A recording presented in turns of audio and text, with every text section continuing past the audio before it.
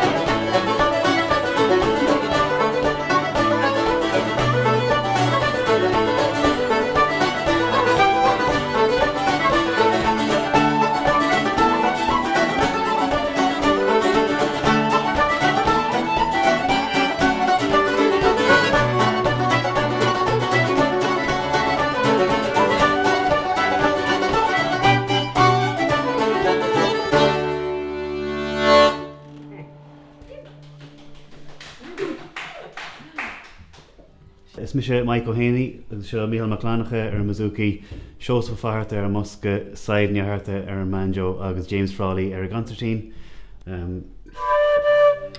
Part of Vic Casa, nor Vic and Shaw Chi Hughes, Dominic.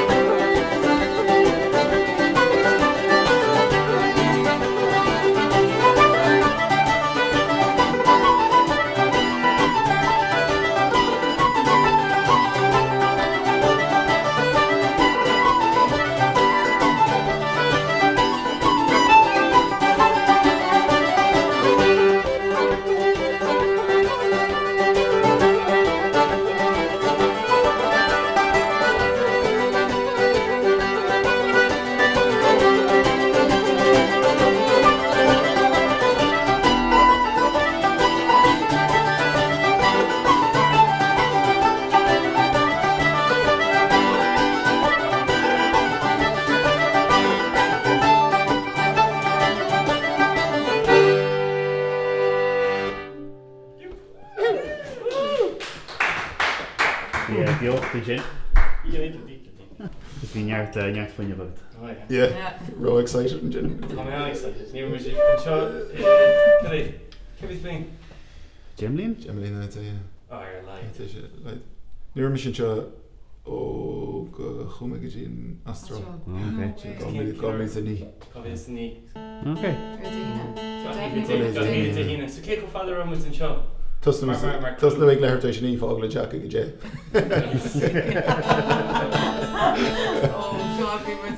Read a book. Bring them up.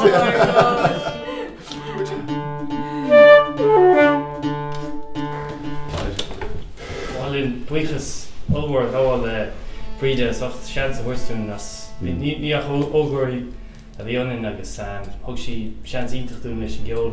Bhfuil mu a chéad chuí hit a híine óg agus is am an special bhí an chaimrá an special ar fad so go on Brida. Yeah.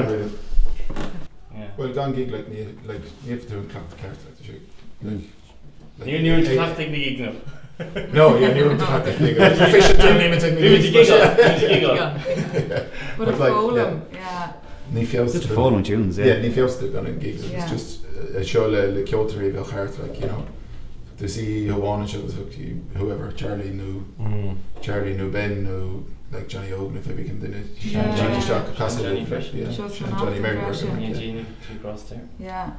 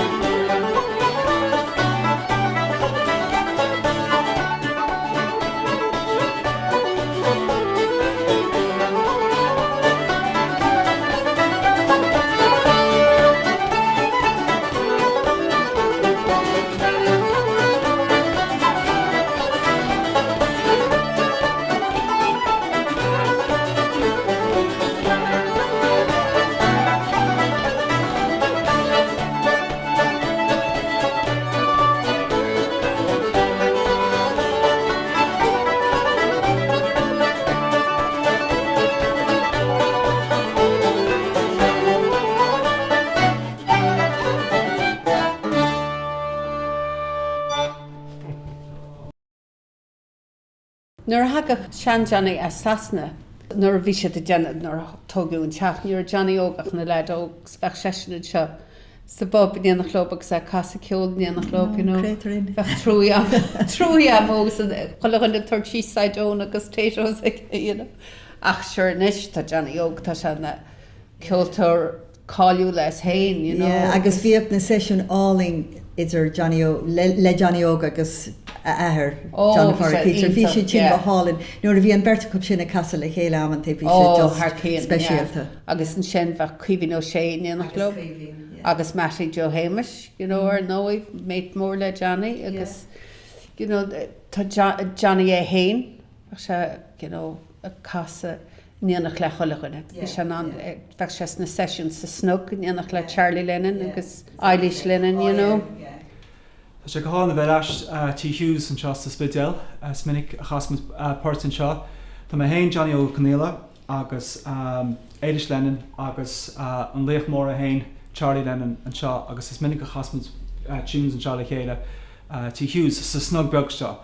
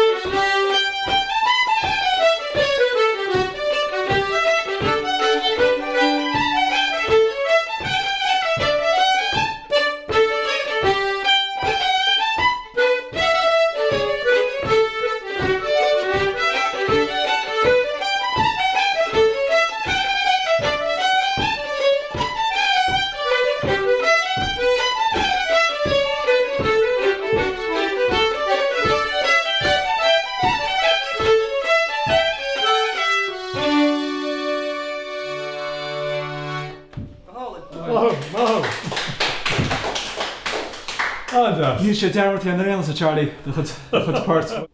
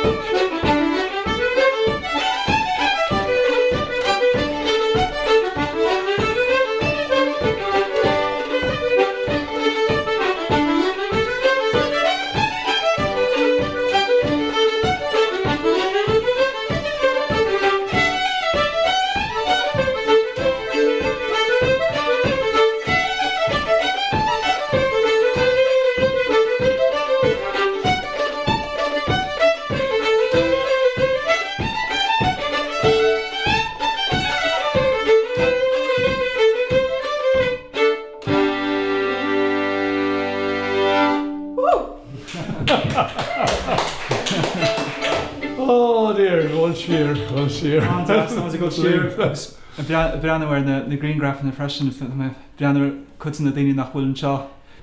A chuimi sé siar nuair thosma a tíotan seo tí hiús a dosach háart a 90 béidir agus mé hé thug maithar an seo mé agus ihe máirt bhí an agus bhí an dansa set an rangamí set go leis a chanacht agus hééis sin hagadtí sin seo ús a mu an áteile sa mar agus bhí Donald Stanton an agus Míola Hain gon de Grosstead agus coppla bhí Pat Mitchell hart an Pat Mitchell agus Mick Cadens coppla duine agus agus bhíoh ma héins mar a casa hosmu a casa le chéile sa seisiún an sin agus gon chéidir an mát iad a mát agus an sin hosa méide a casa iad ar daon sin an seo agus Mary Shannon an manjo agus bhíoh sé denna iad a saoir an sinna héana agus cuiomh nó sé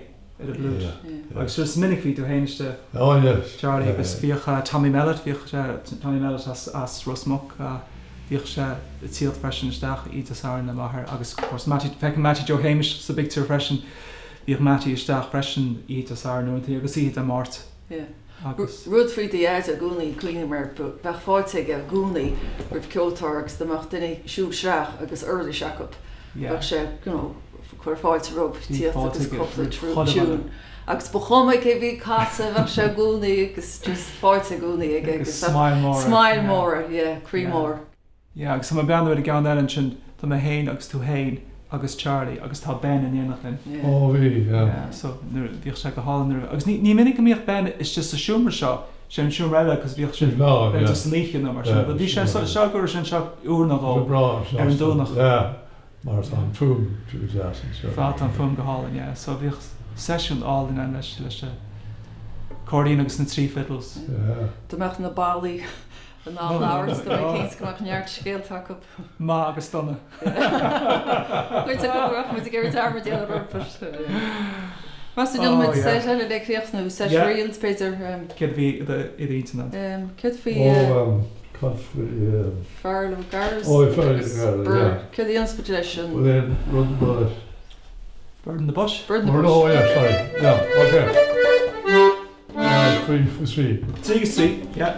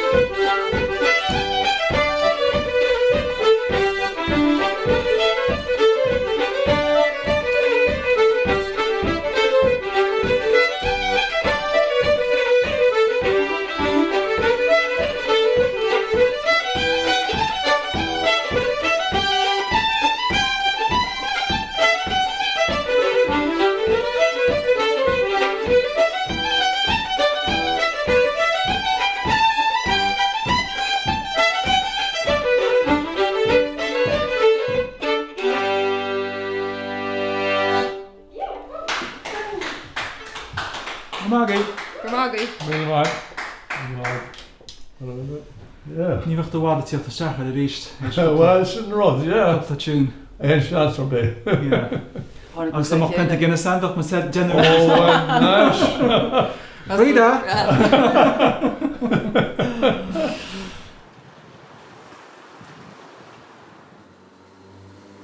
Tá má golá ó an na chaasa íban seo tí hiús in jobh seol an na gána sa bhásach agus an racinálinn. Siúlánú cailíise go bhaigh nach te cédín Casúar a móigh bhanan suásach Tóriach na gána seáre curú miise Gus ceanna go níomhaí me go lában. Sa chránína cuiran faoi bhaina cailíise gus bé maithid le chéile go lábanan. Bé maithid na harsí banú gead na maine, gus jefa maid na gauna suásach. Gus féidim bhalacht go bhuiar na cailíise, siad a dagan se le fan me. Mais ma warin go bronach sa male Sgon gair am a hiacht in a lahir Sen ishi stodin o tatu ike machwem So harla nach uitanach Shagit pogid wara mochuig mere Gus a stórin mochuig it's lán lad.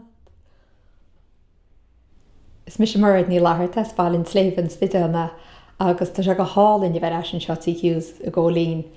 Tá na pectúr i lug a tuairt neidir cuimhrí reis agus bhí me cuoinú go mór Patty ó Ceannaváin sé bhún na hórán chumsa fe blianta i go leis de chonacht cholíchiad a lún agus thug sé neirid rám saibhris an dúchas a lug na hórán in stair duine sé neirid rám faoin na daoine agus is dóí has se le a gúnaí agus tá na smuointe sin na lugám agus na cuoine agus na hórán go divan. Pat fór team chumá bas letar peige pat agus rion pat neart órán lomsa chumá. Tá se go hálinn bheith eisian seo tí hiús a casa. Tá riméid orm bhí spirid agus fuine faoi le i gúnaí tí hiús jo go fan isteachan seo trónún na dúna agus jocann siar le mám agus muí for mar eilís agus Gailt agus cóirde eile agus bheoch an neirid daoine den seo, bheoch atmosfér do chréite agus istis a gis nach bheoh seo bheoch muid agus bheoch se pácaite a chur ar muil agus cholagan i gcear a gleigen a chur isteach. Chalúas a daireach duine cinnte le chalig techan asal, bheoch duine cinnte eile sa spotéid a pointe buise. Ach for me deis éisteach le go leor órán ag an nám létí Thomas John Fetch agus maintrín héin síle timní láharta. Martina Gagan, Francis a casa cólín pára céimeis agus chulagan éine casa lethe. Bheoch pára go hipcíine seo damsa agus bheoch cuimní álainn agus Joneachtain ar nó damsa chumá. Bheoch se na chrac a gúnaí an siotí hiús. Bhí me lábra gréidir me gaidir ród se siar. Casú cailín ó garam si blanda bó shlai Verm shein maodie as a rose in the high O glushes tar body lang I beinten over we Vi magli galar leis sport chwyren king Juan white good on the gusar nu he cheese Vi punches fi in the head power thine Achas autumn se vi aig Skyrim bishashi the body when Smarak in the folk he's Snach bronach van galama as though that she Ni en masprina gaire no getige shamro chirish dan groiget sitzen na dwalachim skan kyo amoretachi o hanan reikin halin Vergarde go machin Tuckashan rocha madach Gos could get fall to free Sacra caire chlargo Gehar de larity Banne hat de Snabir kas na nader twi Nuga we man breaking halling Verke harte go machin Is cuifiil an bríide nuair a tháinig miseag agus beidir le dosach ben 7 Hartar seart cethir. Is cuifiilm teachtasteach anseo agus bhíoh tusa taobh siad cúntar ag taring peontaí I the school uniform. Oh, yeah. I mean, bhí tú fós ar scoil nuair a thosaigh na seisiún ag an am sin. Caithim ar rá bhí iontas armsan ar tháinig ben seo an difriocht a bhí idir saoil sosiálta sa spidal agus an saoil sosiálta bhí agam im leach lia. Like níor a bhéon deiltid ar daoine na híisina, na híisgrúpanna. Bhí sean agus óg agus iad ar fad le chéile, just a pub ag córa go, go compordach. Agus an son an ceol chuile áit beo. Ach an rud atá an caidan, like an caidan ceol a bhí an, bhí sé tuchreite. Na ceoltóirí bhí casa ní just daoine in na síon sin na cinál a mesá le thuirisi. Oh God, bhí sé. Bhí grá ag chuileach an go ceol. Agus bhí pád an locht éisteach leis a ceol. Mar na daoine bhí anach na daoine bhí a leannacht, bhí sé a leannacht mar grá gon ceol gaiilech, agus go na hórán. Na hórán, bhí an bheasa cobar na hór, mar dúir tú tam fadín tam.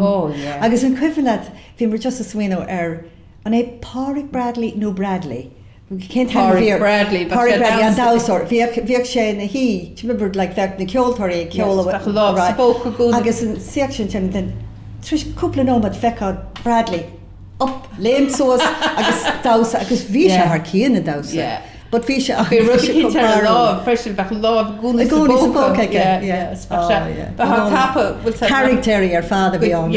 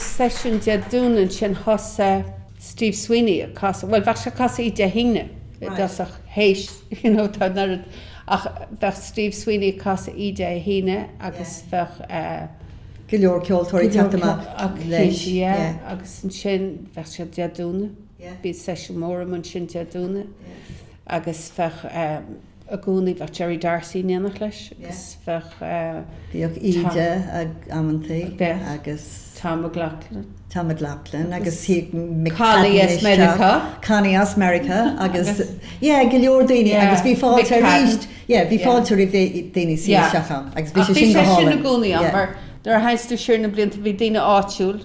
Bhí Gigi Dillon, Jim Dillon agus bhí Jerry Joyce a cúnaí hart, bhí Terry Smith na cúnaín seo, Mickey Finn, Sean Turtle. Ach ba chuma leanna siad a lugusteach chudachan agus tá sé sin fósan sin tá marrá le Steve agus a sesiún sin bhí fáilte rih na ceoltóirí lu go choisteachán agus Jerry bech siad san grúpa dúna ach siúr tá chuimar maid ar na sesiún de dúna mar bheit hé lánach ag ggólaí? Well, stóid trí na blianta chas mé ag na sesiún i gcónaí bhíoh farc ar Johnny Connolly bheith se gcónaí rála Martina bheith árán á Martina is agus a ríist sa snog i gcónaí casing árán chumá. Agus tóí an tárán bhí mar is míanamh ar na hárán ar fad agus bhí linearta go gaige agus bearach tá ceann amháin cólín fáda chéimeis. Agus an tárán sin a chumpáric ó héán sna seachtaí agus tá an tárán céanna á casa le casa mar é a stói ní lis am chuilíthe, bud bhí se casa chuile heachtain ar réon chuí agus tá sé fós á chana ar fú agus órán árán agus tá curfa Tá curfa álinn leis agus seanar atá fearir fór páric bás cúpla mí hin so béidir go gas mé héin inise just seanar atá just in ómós go páric gus i gcuimhnéir.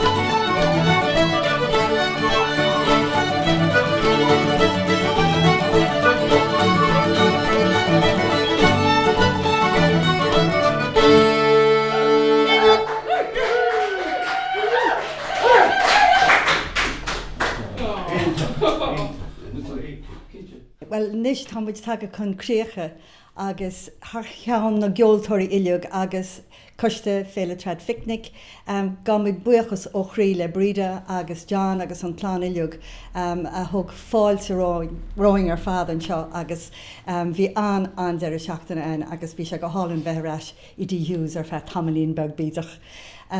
So ceapan go bhfuil muid chun críocha chuir le árán a casa agus an tárán ná cólín fáric héimeis. Agus an táran seo tá sé cuma tá sé fíor iúnach isdói é chasamar tá sé cumta ag Páirc Ó Héaláin agus sirs na seachtodé agus tá sé a casa an seo le blianta agus tá sé casa ar fud Connemara tríd na blianta. So bheith sé go hálínta me cappa just críocha chuir leis an ceúra ileog le cólín Páirc Héimeis. Agus casa muid é in ómós tá Páirc Ó Héaláin a dimí gwen cúpla mé hin. Agus tásúla gom aon duine táisteann seo agus na ceoltóirí taobh fíor gom go meisi bhar fad a canaliom sa gcurfá.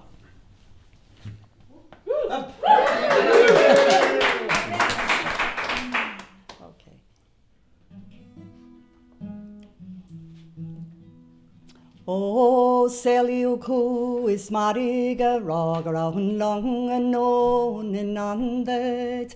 Fi sé rot e hir ga me hala I mask na nimmer kannach.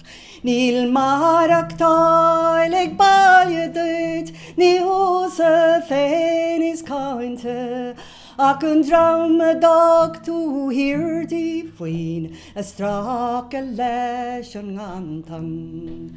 Talong y dod yn yw, a cholín fáric Héimeis, agus imile ar sálan mar a tú locht a héir. Exclaviach dés ag slúst an cré, ó airí go lína gréine, a fens tú hálaigh tír na ná, a cholín fáric Héimeis. Is am I labra gréine, a chatú ar bheag an búrtha, tú ag fiach I measc na grachan a glas, nó ag ias gracs na cúnta. Bagasci ag is a garcú, is tú haróch an gála, is bovine lat ná ceol na bí, gís gan mad I ráfa. Pan long ag an inniu, a cholín fáric Héimeis, agus imile ar sálan mar a tú locht a héir. Exclaviach dés ag slúst a cré, ó airí go lína gréine, a bheits tú hálaigh tír na ná, a cholín fáric Héimeis. Ní ece tú arís go teo, do cháirde nó do ghailta, is ní scara tú arís go brach, an bhón híomh tléimhe. Fox lána celadach is ag slíomh, fox lána Connemara, mar níle tú go deon an leor ar do hir, nó ar do bhaile. Tá long go an inniu, a cholín fáric Héimeis, agus imile ar sálan mar a tú locht a héir. Exclaviach